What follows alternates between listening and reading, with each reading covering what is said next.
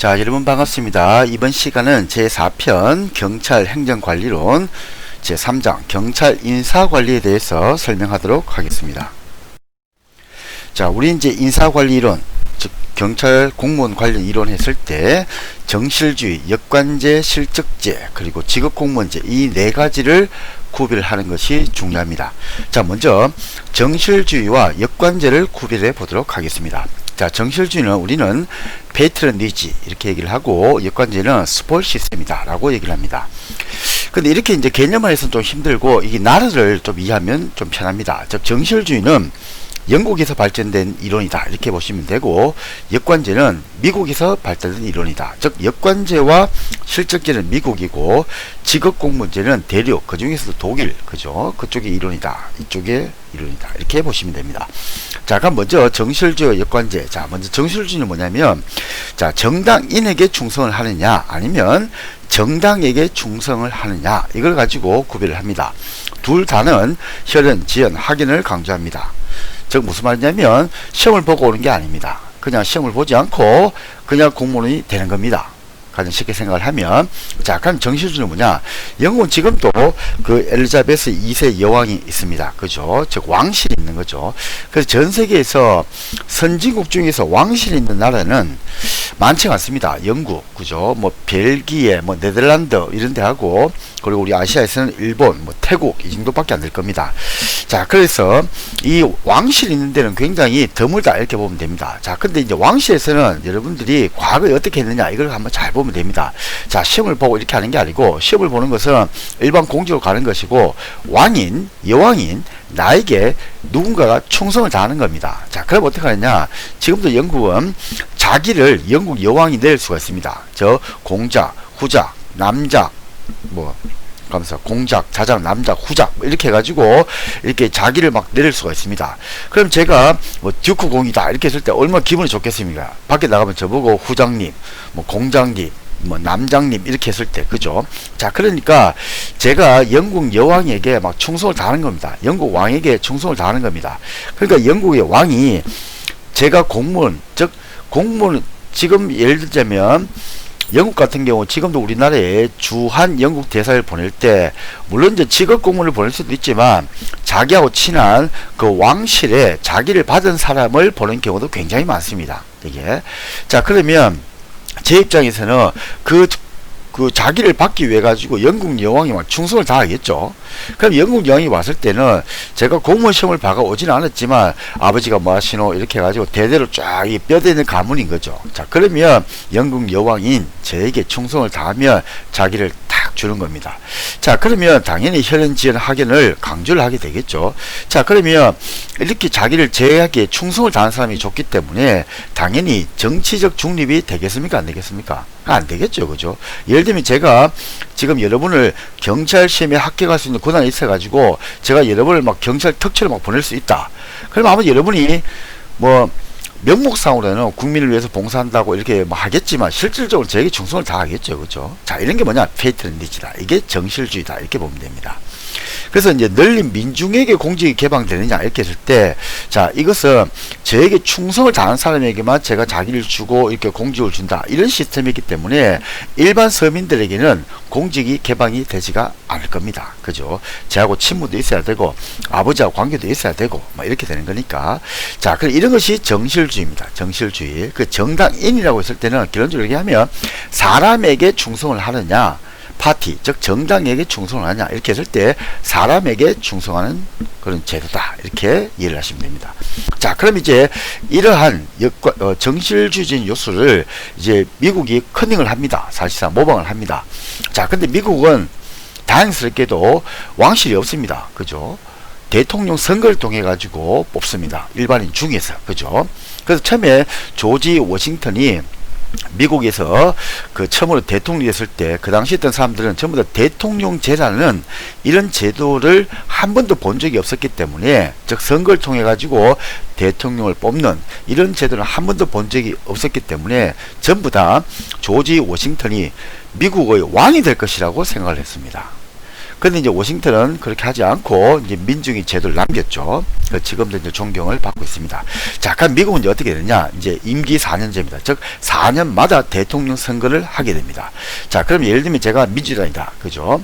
또 아니면 뭐 공화당이다 이렇게 됐을 때 제가 예를 들면 뭐 고깃집을 하고 있습니다. 그죠? 자, 그런데 제가 좀 정치에 관심이 있어가지고 정치 헌금도 내고 막 이렇게 해가지고 그때는 왕이 없으니까 제가 민주당에 충성을 다합니다. 자, 근데 우리 민주당 사람이 대통령 당선이 됩니다. 자, 그럼 어떻게 되느냐?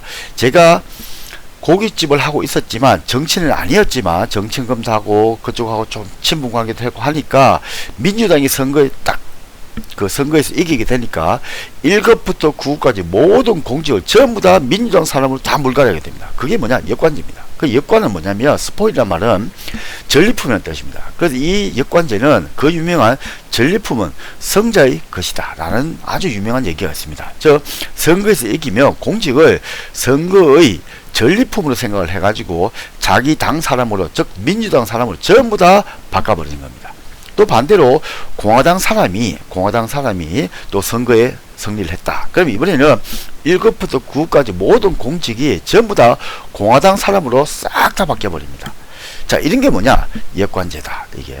자, 그래서 미국은 왕이 없기 때문에 이제 정당에게 충성을 당하는 겁니다. 정당인이 아니고 정당, 민주당이냐, 공화당이냐. 그리고 전리품은 성자의 것이다. 그리고 당연히 선거와 관련됐으니까 임기 4년제와 연관이 있다.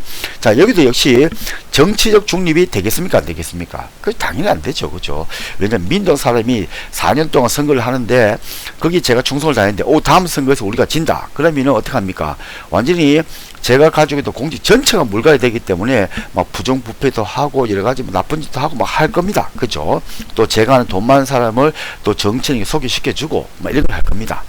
자, 그래서 이런 것이 어떻게 되면 역관제다. 그 역관제는 당연히 정치적 중립이 되지 않는다. 자, 그래서 정실주의와 역관제의 공통점이 뭐냐? 그러면 둘 다 정치적 중립이 되지 않는다라고 얘기를 합니다. 자, 그리고 정실주의하고 역관제를 구별할 때 널리 민중에게 공직이 개방되느냐 아니면 널리 민중에게 공직이 개방되지 않느냐 이걸 가지고 또 구별합니다. 자, 그럼 이것도 여러분이 곰곰이 생각해 보면, 자, 영국에서는 우리 가문이 중요합니다. 그죠? 패밀리, 우리 아버지가 뭐 있는지 할아버지가 뭐 있는지 이게 굉장히 중요합니다. 그죠? 자, 근데 이제 미국에 오니까 이제 그렇진 않다는 거죠. 왕실이 없으니까. 그래서 제가 민주당에 기여를 하고 공화당에 기여를 했다. 그러면 우리 공화당이 정권을 잡았다. 그러면은 제가 공화당 몫의 어떤 정치인으로 그 공직으로 제가 나갈 수 있는 겁니다. 이게. 자, 그래서 정치를 중립은 되지 않고 널리 민중에게 공직은 개방된다. 왜냐? 제가 고깃집을 하든지, 그죠? 아니면 무슨 회사를 쪼매난 가능을 하고 있었는데 정치인건 많이 내고 했더니 우리 아버지는 그냥 이주민입니다. 그죠? 이탈리아에서 뭐 넘어오고 아일랜드에서 넘어오고 그래서 우리 아버지를 볼 곳이 없었습니다. 가난한 농부였습니다. 근데 내가 돈을 막 주고 기부도 하고 했더니 나는 공직에 나가더라. 자, 그래서 널리 민중에게 공직이 개방됐다라는 것이 역관제입니다. 자, 그래서 지금도 이 미국은 시험을 보지 않는다 보면 됩니다. 결론적으로 정실주의와 역관제의 공통점은 우리가 말하는 공무원 시험을 보지 않고 혈연, 지연, 학연만 가지고 공직에 가는 것이다. 지금도 미국은 이런 역관제적인 요소를 가지고 있습니다. 그래서 미국 대통령이 임명권을 가진 공직이 무려 4천여 개가 넘는다라고 얘기를 합니다. 즉 4천 개의 자리를 시험을 안 보고 미국 대통령이 자기 마음대로 임명할 수 있습니다.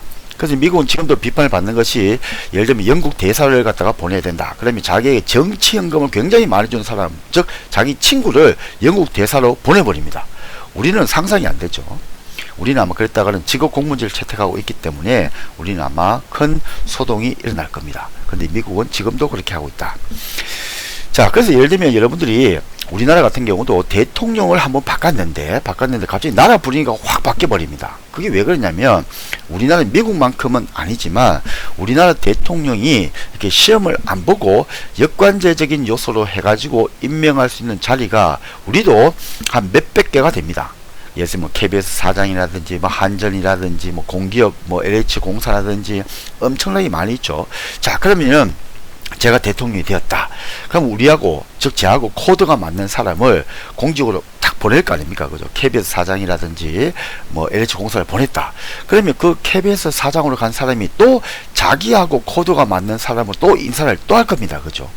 자, 그럼 또 밑에 그렇게 또 간 사람이 또 자기에게 맞는 사람을 해갖고 또 인사를 또 할 겁니다. 자, 그래서 대통령 한 명이 바뀐 게 아니고 사실상 그 뜻을 같이 하는 사람, 그게 이제 사실은 파티, 정당이니까 그 뜻을 같이 하는 사람들이 공직 전체에 다 들어갑니다. 사실상. 그래서 우리나라 같은 경우도 관행적으로 대통령이 바뀌면 1급이 관리관이라고 하는데 공무원인 최정점 있는 사람이죠. 그 1급 이상 관리관은 전부 다 사표를 다 제출합니다. 장관하고 차관은 당연히 정무직이기 때문에 사표를 제출해야 되고, 자, 그럼 대통령이 어떻게 하냐? 대한민국 행정부에 있는 모든 사람이 사표를 다 냅니다. 그럼 제가 선별 수리를 합니다. 그래서 누구는 사표를 발리한다. 그럼 계속 할 수 있습니다. 근데 누구는 뭐 그 전에 있는 정권하고 좀 관계되는 사람이다. 그럼 사표를 수리를 해버립니다. 그럼 한마디로 잘리는 거죠. 자, 이렇게 되는 것이 역관제적인 요소다. 자, 그래서 여러분들은 일단 정실주의와 역관제를 잘 구별을 하면 좋겠습니다. 자, 그리고 이제 이 역관제에 여러 가지 이런 폐단이 일어납니다. 그죠? 그래서, 왜냐? 지금 이제 예를 들면 우리 공화당이 정권을 잡았다. 이게. 그러면은 제가 이제 그 공화당에 있는 정치인하고 합니다. 그럼 제 친구도 소개도 시켜줍니다. 그럼 이 친구는 제 소개를 받아가지고 또 공직이 나갑니다. 자, 그럼 공직이 돈을 받고 사고 팔고 하는 이게 매직이 엄청나게 일어납니다. 그리고 또 그 자리 가기 하다못해 우체국장 자리 가는데도 우리로 말하면 돈을 막 몇천만 원 씁니다. 이게. 자, 그래서 이게 너무 문제가 많으니까 미국에서 펜들턴 법이라고 만들게 됩니다. 그래서 그 법을 제정을 해가지고 우리도 이제 이렇게 혈연, 지연, 학연으로 가는 게 아니고 실력 있는, 그죠? 정권하고 상관없이 정치적 중립이 되는 제도를 만들자. 그 제도가 뭐냐?